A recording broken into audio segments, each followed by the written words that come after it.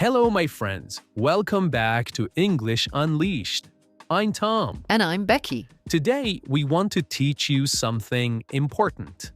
How to talk about yourself in English. Yeah, this is something you need every day.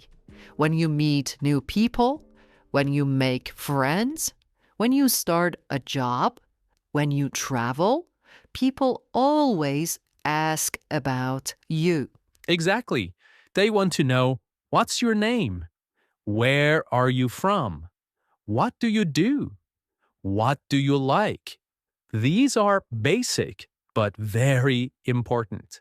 In this episode, we will teach you simple and useful phrases, little patterns, and examples. You can shadow us. Listen and then say the words out loud. That's how you make the language part of you.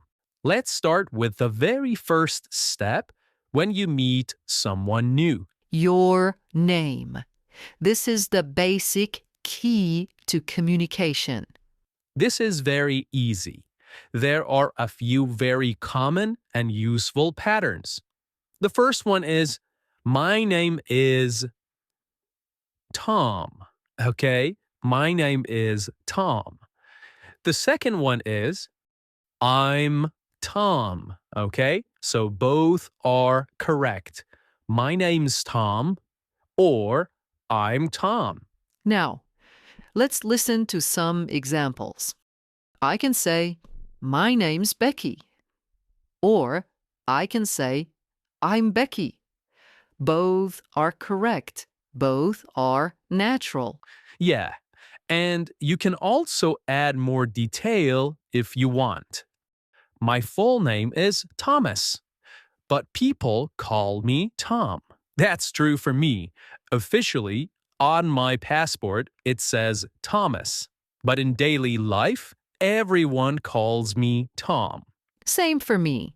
My full name is Rebecca, but honestly, nobody calls me Rebecca. So I usually say, my name's Rebecca, but my friends call me Becky. This phrase, people call me something, is very useful when you have a nickname or a short version of your name.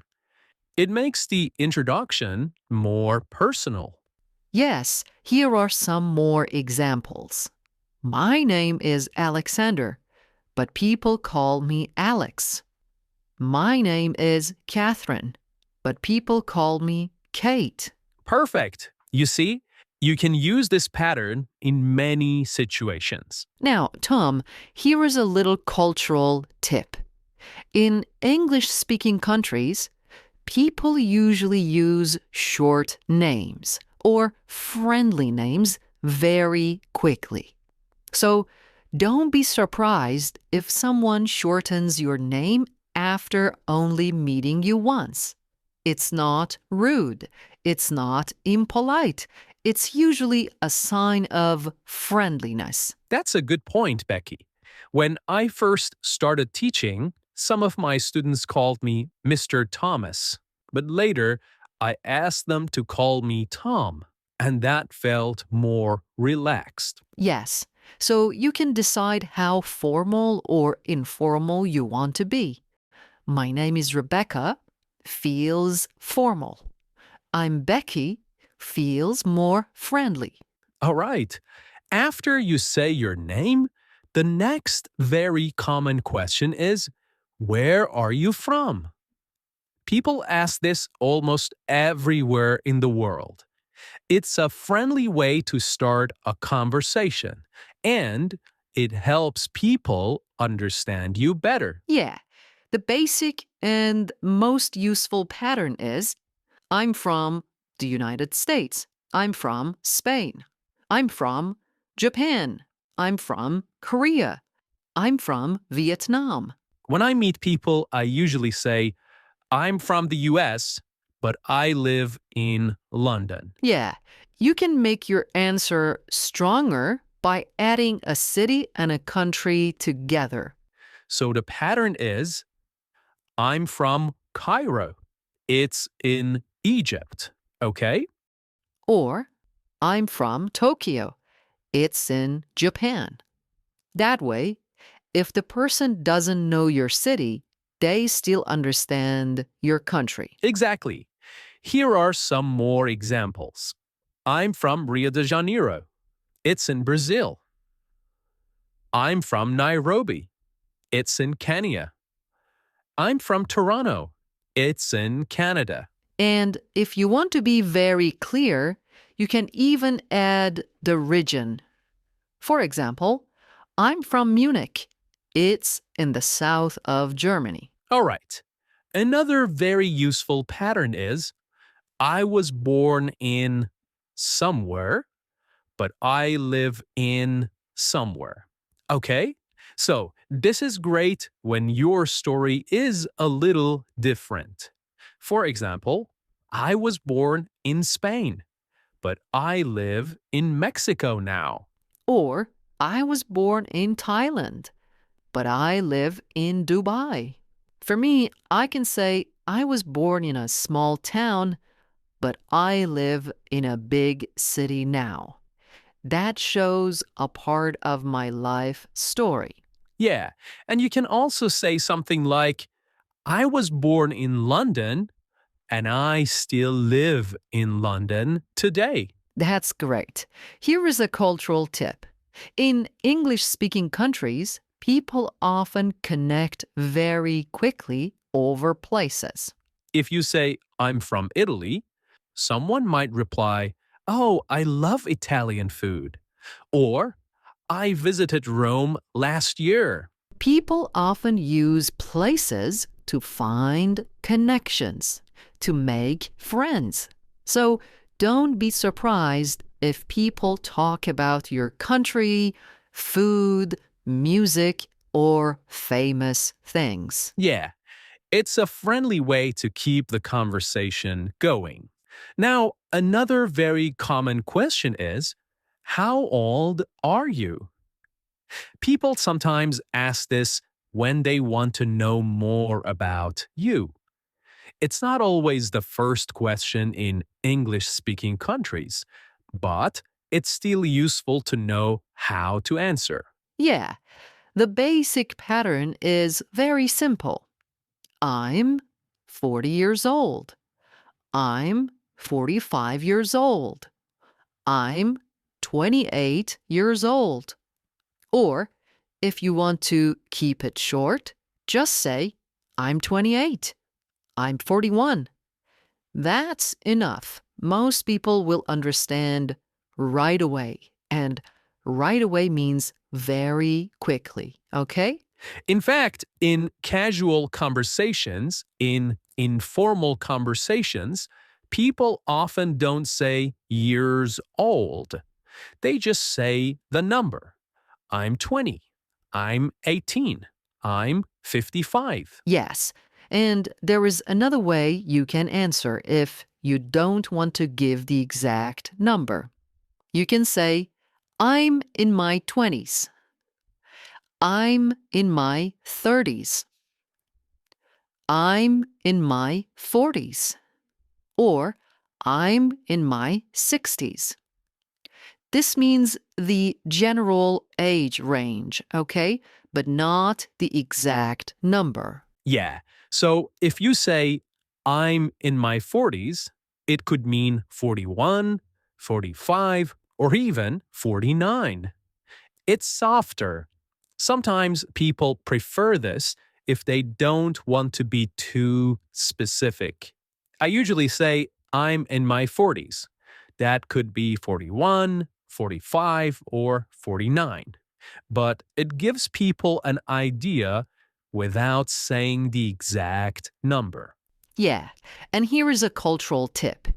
In English speaking countries, people don't always ask about age, especially with adults. Sometimes it feels a little personal, Yeah, I find it a little bit personal. but with children or teenagers, it's very common. Exactly. For example, when you meet a child, you might ask, How old are you? And the child will happily say, I'm 7. or I'm 10. But with adults, it's better to wait until they share it themselves. Still, it's useful for you to know how to say your age if someone asks. Now, here are some more phrases you can use. I'm almost 30. That means maybe 29, nearly 30. I just turned 18, okay? I just turned 18. That means I became 18 recently. Here is another one. I'm in my early 30s. I'm in my early 30s. That means maybe 31, 32, or 33. And here's the final one. I'm in my late 40s. I'm in my late 40s. That means maybe 47, 48, or 49. For example, I sometimes say, I'm in my early 40s. That usually means 41 to 44. All right, let's move on to another very common topic. Family. This always comes up in small talk. When people are getting to know you, they're often curious about your family background. A very common question is, do you have brothers or sisters? Sometimes they use the word siblings. Siblings means brothers and sisters. So they ask, do you have brothers or sisters? Yeah, and it's a good idea to have a clear answer ready. The simplest way to answer is, yes, I have, or no, I don't have any brothers or sisters, or I don't have any siblings. For example, you can say, yeah, I have one brother, or yeah, I have two sisters. In my case, I usually say, yeah, I have an older sister. That one small word, older, adds more detail. And I usually say, yeah, I have one younger brother. That's also a nice detail because people then know my brother is not only my sibling, but also younger than me. So, if you want to give a little more information, you can use older or younger. For example, I have two younger sisters. Or, I have one older brother. It makes your answer richer. Yeah, and if you don't have brothers or sisters, that's okay too. There is a special phrase for this. I'm an only child, okay? I'm an only child. That means you don't have siblings. Now, sometimes people want to know how many brothers or sisters you have in total, okay? They might ask, how many brothers and sisters do you have? Yeah, and here you can give a number and mix brothers and sisters if you like. For example, I have one brother and two sisters. Or I have three sisters. And if you don't have any, you can just say, I don't have brothers or sisters. Or the shorter way is, I don't have siblings. I don't have siblings. If you want to go a little deeper, you can talk about your position in the family. People may ask, are you the oldest? Or are you the youngest? I usually say I'm the oldest child. Yeah, and I usually say, I'm the middle child. That means I'm not the oldest. And if you are the last born, you can say, I'm the youngest. I'm the youngest. Now, another very common question about family is, Do you live with your family? This question is about your living situation. Yeah, and there are many simple answers. For example, you can say, yeah, I live with my parents. Or, I live with my wife and children. And if you don't live with your family, you can say, no, I live alone. Or, no, I live with friends. I live with friends. That's right. So if you want to talk about living situation, just say who you live with: your parents, your partner, your children, or your friends. Or maybe you live on your own. If you live on your own, you live alone. All right, now let's talk about another very important topic: work and study. This is something people ask about all the time. When you meet someone new, one of the first questions is, what do you do? What do you do? And that question, what do you do, means what is your job? What is your daily work? It doesn't mean what are you doing right now? That's a very common mistake for learners. But in small talk, what do you do is always about your job or studies. That's a great point, Becky. So, if you have a job, the simple answer is I'm a, and then your job. For example, I'm a teacher. I'm an engineer. I'm a nurse. I'm a doctor. Yeah, when I talk about myself, I often say I'm a language teacher. I work with young learners and adults. That gives both my job title and a little detail about what I actually do. And I usually say, I'm an English teacher. I help learners learn English in a natural way. Again, it's short, but it gives a little extra information. If you want to make your answer more interesting, you can add where you work. For example, I'm a teacher. I work in a secondary school. Or, I'm a doctor. I work in a hospital. Or you can describe the type of work you do. I'm a driver. I drive a taxi. I'm a cook. I work in an Italian restaurant. Just adding one short detail makes your answer more personal and easier for the listener to understand. Okay, now, Tom, what if you don't have a job at the moment? People may still ask, what do you do? Well, that's a very good question. In that case, you can say, I'm looking for a job right now. I'm looking for a job right now. Or, I'm between jobs. I'm between jobs. That's a polite way to say you don't have a job at the moment. Yeah, and some people might say, I'm a homemaker, or I stay at home with my children. These are also clear and polite answers. Okay, now if you are a student, the answer is a little different. You can say, I'm a student, and then add your subject. I study English.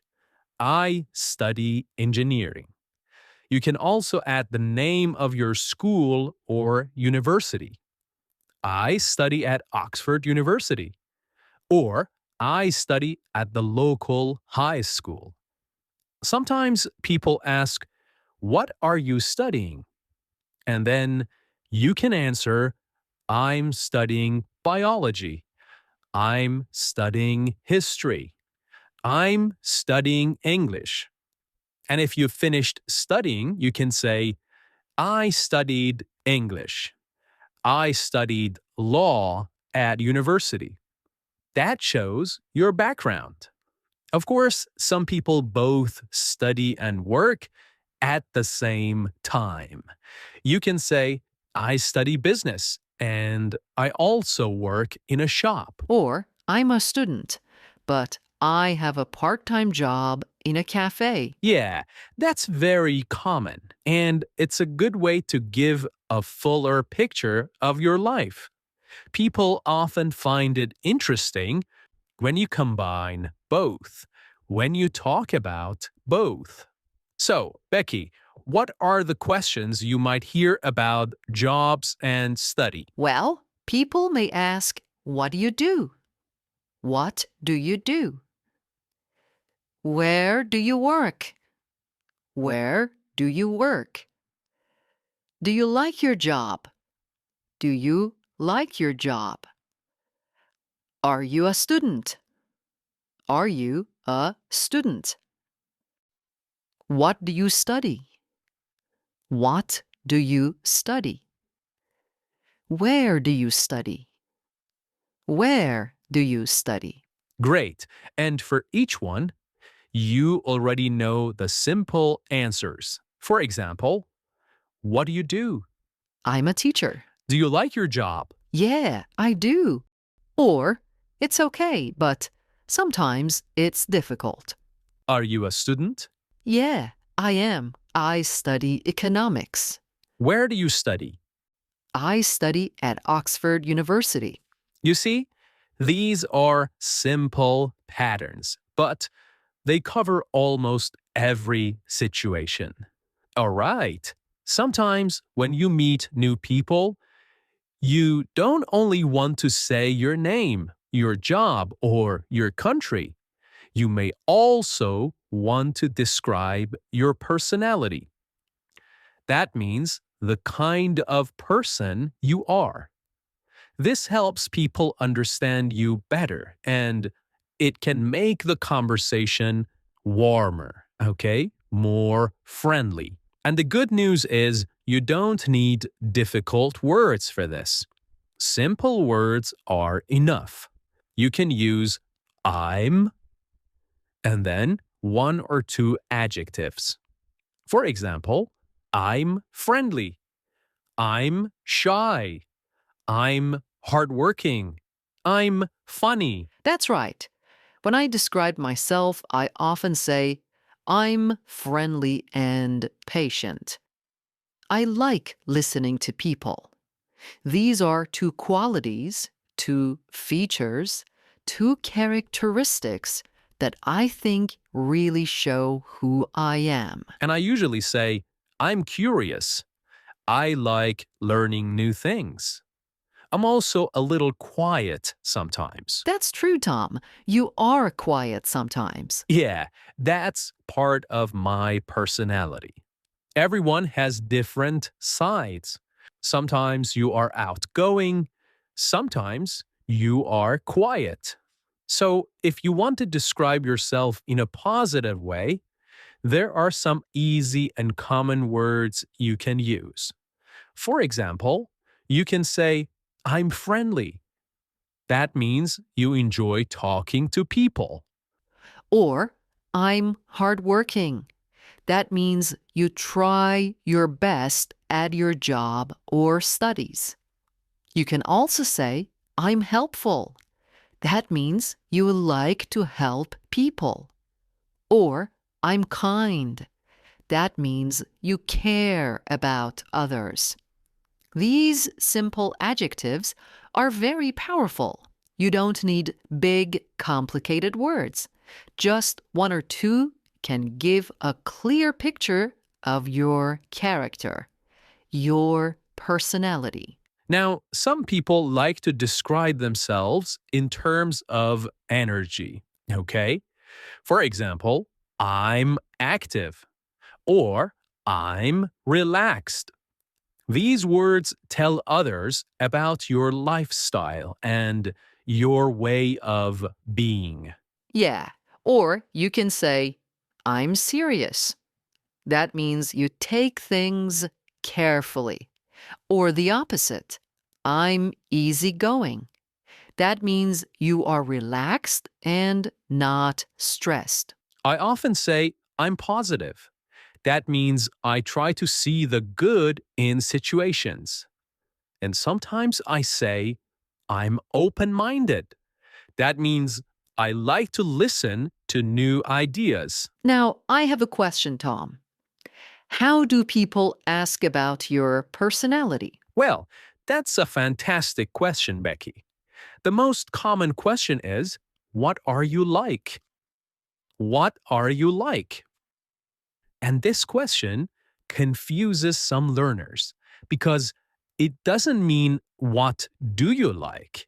It means what is your personality? So if someone asks, what are you like? You can answer, I'm friendly and patient, or I'm shy but curious. Great. And I can think of another question. How would you describe yourself? This is often asked in job interviews. In that case, you can give 2 or 3 positive qualities, like I'm hardworking, creative, and reliable. And sometimes people just ask, are you shy? Or are you outgoing? Then you can answer, yeah, I'm shy. Or no, I'm quite outgoing. Okay, we have shared a lot today. We talked about how to introduce yourself, where you're from, your age, your family, your job or studies, and your personality. Yeah, all the basic things for talking about yourself in English. With just a few simple patterns, you can give people a clear picture of who you are. And remember, you don't need long, difficult sentences. Short, simple sentences are enough. Just say them with confidence. And the more you practice, the easier it gets. So, try using these sentences today. Maybe with a friend, maybe in class, or even just in the mirror. We hope this episode gives you the confidence to talk about yourself in English anytime, anywhere. Thank you so much, my friends, for spending this time with us. And remember, practice a little every day. I'm Tom. And I'm Becky, and this is English Unleashed. Until next time, Keep learning and keep believing in yourself. bye for now.